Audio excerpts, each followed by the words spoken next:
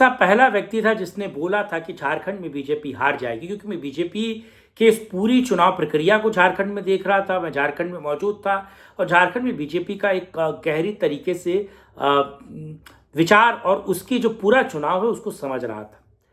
लेकिन बीजेपी के झारखंड में हारने के 5 बड़े कारण आपको बता रहा हूं, जिसे आप देखिए, समझिए और विस्तार पूर्वक इस पूरे कारणों को समझिए। तो क्यों? क्योंकि ये जरूरी है बीजेपी का झारखंड का हारने की। अगर आप उसको जानना चाहते हैं तो वीडियो अंत तक देखिए।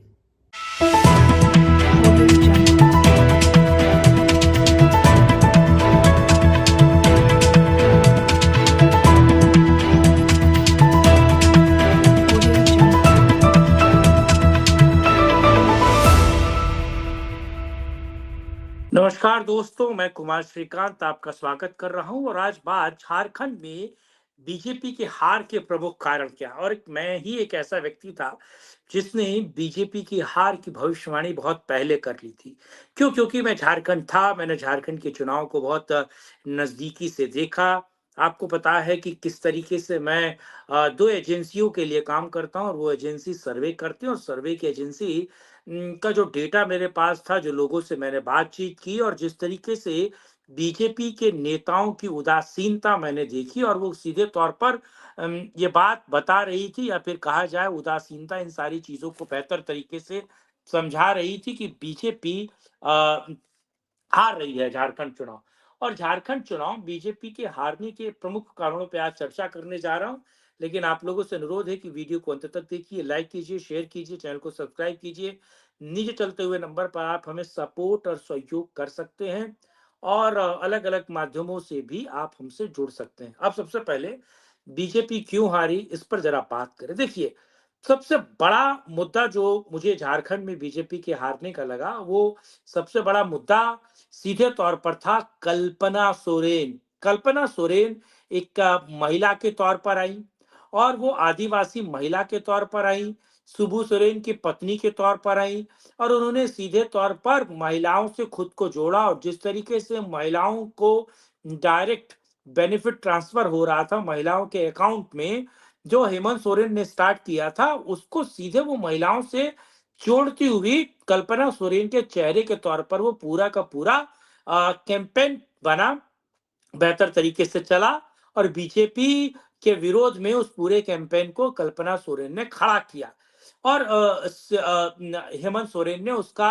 सीधे तौर पर फायदा उठाया। तो महिलाओं की इस स्कीम ने सीधे तौर पर बीजेपी को डिफीट किया, क्योंकि बीजेपी के पास कोई ऐसा महिलाओं वाला या महिला से जुड़ा हुआ कोई चेहरा नहीं था जो बेहतर तरीके से बीजेपी को झारखंड के चुनाव में खड़ा कर पाता। दूसरा सबसे महत्वपूर्ण, एन चुनाव से पहले आपको पता है किस तरीके से हेमंत सोरेन को लोकसभा चुनाव से पहले ईडी गिरफ्तार करती है, सीबीआई उन पर शिकंजा कसती है, कैसे ईडी उनको जेल भेजती है और एक लंबे अंतराल के बाद, एक लंबे संघर्ष के बाद कल्पना उभरती हैं।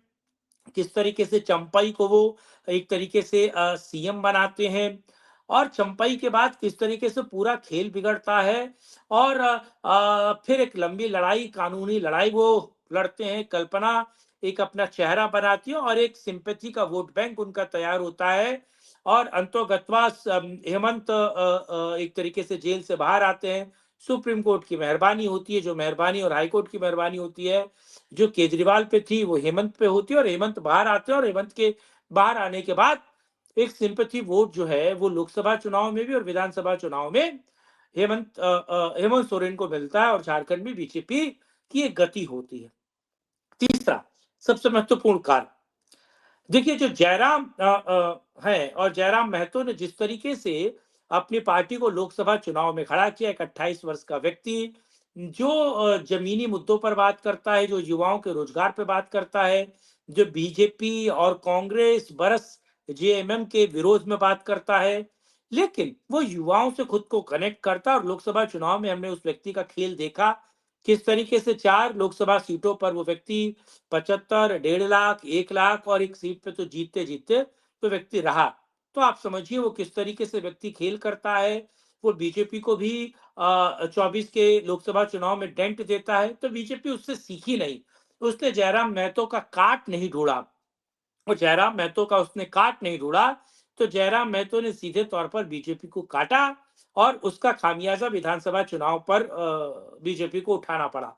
तो बीजेपी की हार का सबसे बड़ा एक कारण मैं जयराम महतो को भी देखता हूँ, और जयराम महतो ने जिस तरीके से अलग-अलग सीटों पर, और बीजेपी के हार का मार्जिन अगर आप देखें तो जयराम की पार्टी जितना वोट ले गई है, उससे उससे आधा भी नहीं है। यानी कि आप सोचिए कि जयराम महतो अगर बीजेपी के साथ रहते और बीजेपी के साथ मिलकर लड़ते, तो इसका एक बेनिफिट मिलता। चौथा बड़ा कारण, 3 कारण मैं बता चुका हूँ।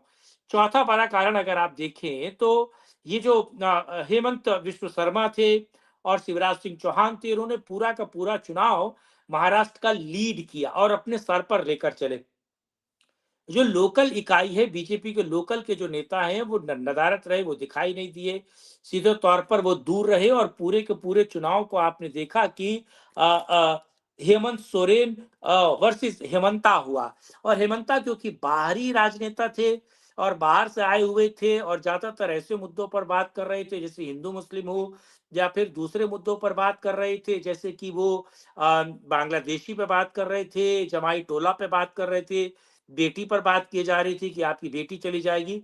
तो ऐसे मुद्दों पर बात करने की कोशिश की गई जो मुद्दे वास्तविक तौर पर जनजातीय समूह पर उसका कोई इफेक्ट और इम्पैक्ट नहीं रहा, और ना ही जनजातीय समूह उससे खुद को जोड़कर देख पाया। लेकिन खैर, जनजातीय समूह तो उसको जोड़कर नहीं देख पाए, लेकिन उसका इफेक्ट होना था, उसका उतना लार्जली इम्पैक्ट नहीं हुआ और इफेक्ट नहीं हुआ, बल्कि जो स्थानीय नेता थे उनकी एक तरीके से अनदेखी हुई, और उस अनदेखी के कारण उन लोगों ने एक तरीके से भीतर घात बहुत बड़े पैमाने पर किया, जिसके कारण जीएमएम को फायदा हुआ, कांग्रेस को फायदा और बीजेपी को बड़ा घाटा हुआ।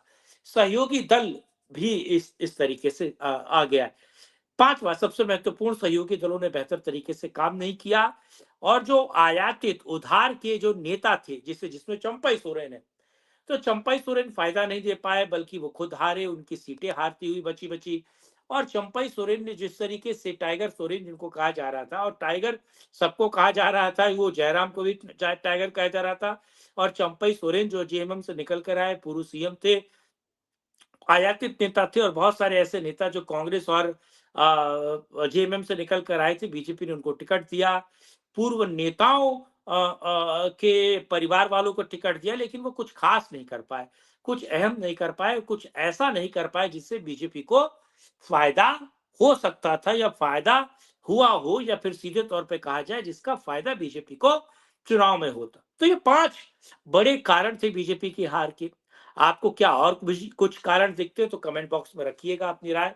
लाइक कीजिएगा, शेयर कीजिएगा, चैनल को सब्सक्राइब कीजिएगा, और अपनी बात आप मुझ तक पहुंचाना चाहते हैं तो कमेंट बॉक्स में बात रखिएगा। हमें सपोर्ट, सहयोग आपका बहुत जरूरी है। सपोर्ट, सहयोग कीजिए। साथ जुड़ने के लिए, इस मुद्दे बात करने के लिए बहुत धन्यवाद। कल फिर मिलेंगे, करेंगे राष्ट्रहित में एक और चर्चा। जय हिंद, जय भारत, वंदे मातरम।